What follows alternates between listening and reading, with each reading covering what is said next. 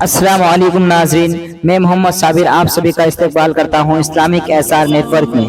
پیارے دوستو، آپ لوگ سورہ جمعہ کے بارے میں جانتے ہوں گے، لیکن زیادہ تر لوگ یہ سمجھتے ہیں کہ سورہ جمعہ کو صرف جمعے کے دن ہی پڑھنا ضروری ہے، حالانکہ ایسا نہیں ہے۔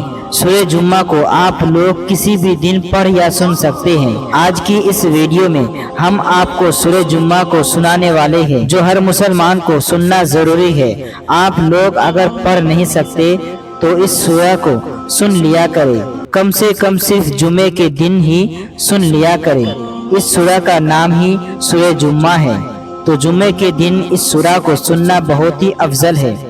جتنا ثواب اور جتنا فائدہ پڑھنے والوں کو ملتا ہے، اتنا ہی ثواب قرآن پاک کی تلاوت کرنے والوں کو بھی ملتا ہے۔ تو آپ لوگ اس سورہ کو سن کر ضرور جائیے۔ اگر آج جمعے کا دن نہیں ہے، کوئی اور دن ہے، تو آپ لوگ اس دن بھی سن کر جائیے۔ سورہ جمعہ کو سننے کی لاکھوں کروڑوں فضیلتیں ہیں، سب تو بیان نہیں کر سکتے ہیں، لیکن کچھ فضیلتیں ہم آپ لوگوں کو ایک بار بیان کر دیتا ہوں۔ سورہ جمعہ کو جمعے کے دن پڑھنا یا سننا بہتر ہے۔ اس سورہ کو سننے سے یا پڑھنے سے آپ لوگوں کو بے شمار ثواب اور نیکیاں ملے گی۔ جو شخص ہر جمعے کو سورہ جمعہ پڑھے یا پھر سنے تو اللہ تبارک و تعالی اس شخص کو ہر بری آفت و بلا سے محفوظ رکھتا ہے۔ اور جمعے کے دن سورہ جمعہ کو کسی بھی گھر میں اتنی زور سے بجایا جائے یا پھر اتنی زور سے پڑھا جائے کہ گھر کے کونے کونے میں سورہ جمعہ کی تلاوت کی آواز گونجے، تو اللہ تبارک و تعالی اس گھر میں بے شمار رحمتیں اور برکتیں عطا فرماتا ہے، اور ایسے گھر سے تمام بری بلائیں، بری آفتیں بھاگ جاتی ہیں۔ اور سورہ جمعہ کو اگر کوئی شخص کسی مقصد کے لیے کسی بھی دن پڑھتا ہے یا پھر سنتا ہے، اور اپنے دل میں اس سورہ کو سنتے وقت اپنی خواہشوں کو رکھتا ہے یا اپنے دل میں اپنی تمنا کو رکھتا ہے اور کسی مقصد کے لیے اس سورہ کو پڑھتا ہے یا پھر سنتا ہے، تو اللہ تبارک و تعالی اس سورہ کو سننے کی برکت سے اس شخص کی تمام پریشانیاں کو دور فرما دیتا ہے۔ اگر قرض دار سنے تو قرضہ ادا ہو جائے گا۔ اگر کوئی بے اولاد اس سورہ کو سن لے تو انشاءاللہ اللہ تبارک و تعالی غیب سے اس انسان کی مدد فرمائے گا۔ اور بھی سورہ جمعہ کو پڑھنے کے بہت سارے فائدے، بہت ساری فضیلتیں ہیں، لیکن آپ لوگ سورہ جمعہ کو سن لیجئے۔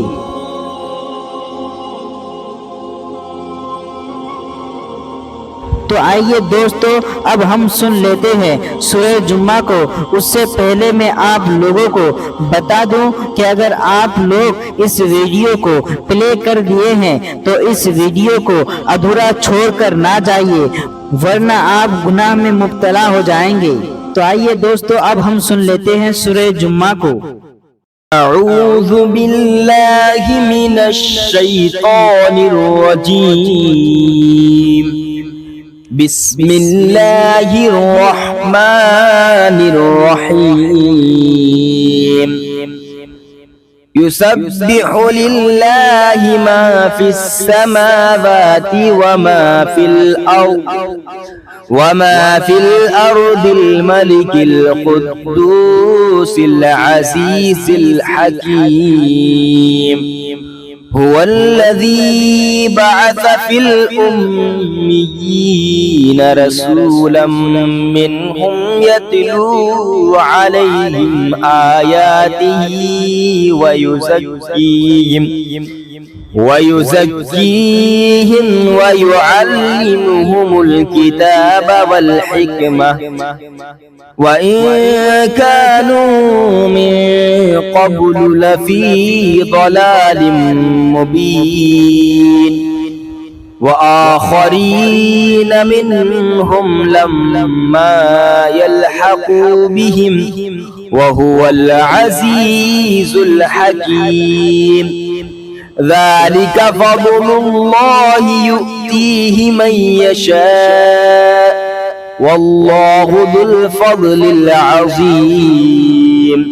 مثل الذين حملوا التوراة ثم لم يحملوها كمثل الحمار يحمل أسفارا بئس مثل القوم الذين كذبوا بآيات الله والله لا يهدي القوم الظالمين.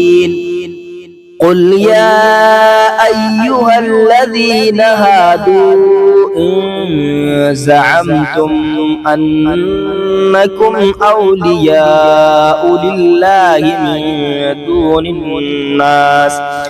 من دون الناس فتمنوا الموت إن كنتم صادقين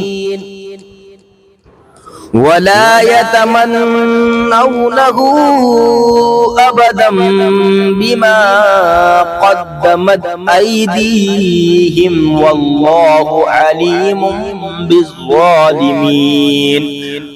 قل إن الموت الذي تفرون منه فإنه ملاقيكم ثم تردون إلى عالم الغيب والشهادة فينبئكم بما كنتم تعملون. يا أيها الذين آمنوا إذا نودي للصلاة من يوم الجمعة فاسعوا إلى ذكر الله وذروا البيع ذلكم خير لكم إن كنتم تعلمون. فإذا قضيت الصلاة فانتشروا في الأرض وابتغوا من فضل الله واذكروا الله كثيرا لعلكم تفلحون.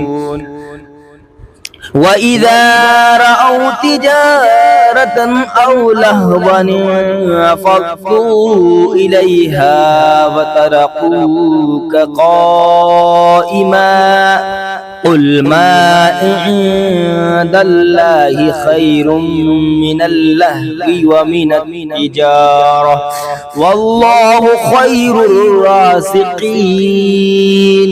صدق الله المولانا العظيم.